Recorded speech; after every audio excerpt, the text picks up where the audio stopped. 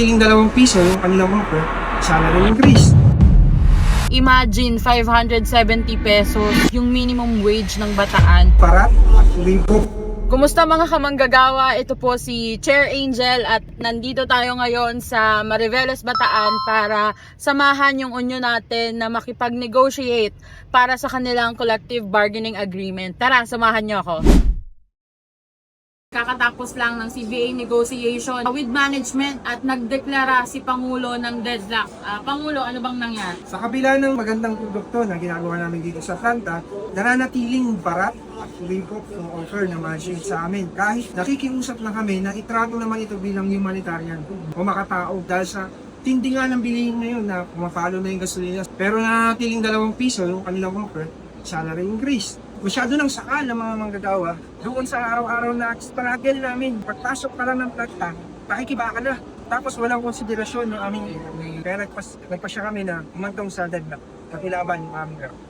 Habang kausap ko din kanina yung mga manggagawa ng FCF, members at union officers, ay grabe na yung daing nila sa presyo ng bilihin ngayon dito sa Bataan. Imagine 570 pesos yung minimum wage ng Bataan, tapos ang offer ng management ay 2 pesos increase. Mas mahal pa yung price ng plastic bag sa grocery kesa sa taas pasahod. Isa pa sa dinadaing ng mga manggagawa sa FCF, yung patuloy ngayon na pagtaas ng gasolina at diesel ay mabigat para sa kanila. Ang sinasabi nila, imbis na ipangpakain na lang sa bahay at ipangpabaon sa mga anak, ay napupunta pa sa panggastos papunta ng trabaho. Kaya yung sinasabi ng Malacanang ni Claire Castro na walang krisis, ate ko, anong pinagsasabi mo? Hindi kailangan ng malalim na pag-aaral na ito magtanong ka lang dyan sa kalsada, lumabas kayo dyan sa Malacanang, tanongin nyo yung mga tao, mapapatunayan nyo na may krisis ngayon. Kami pa yung mag-a-adjust accordingly. Di kami na lang po gobyerno. Alam mo, Auntie Claire, ang sitwasyon ng mga manggagawa talaga ngayon ay krisis na. Mababa yung sahod, tas hindi pa pantay yung sahod sa probinsya at sa Manila. Mataas yung bilihin, corruption, tapos ngayon naman mataas na presyo ng langis. Hirap na nga yung mga manggagawa na ilaban yung kanilang mga sahod through CBA negotiation. Ito pang mga makamanggagawa sana na mga bill katulad ng National Minimum Wage Bill ay nakatenga pa rin sa Kongreso. Kaya po kung ang tingin nyo dyan sa Malacanang ay okay pa naman yung mga manggagawa, ay hindi na po. Hindi po mga superhero yung mga manggagawa. Kaya sa mga kamanggagawa, mga union, sa FCF Union, na walang sawang nag-oorganisa ng kanilang mga sarili at inilalaban ng kanilang karapatan kahit sa maliliit na paraan, mabuhay po kayo at ipagpatuloy po natin ang ating laban para sa madignidad na trabaho at mataas na sahod.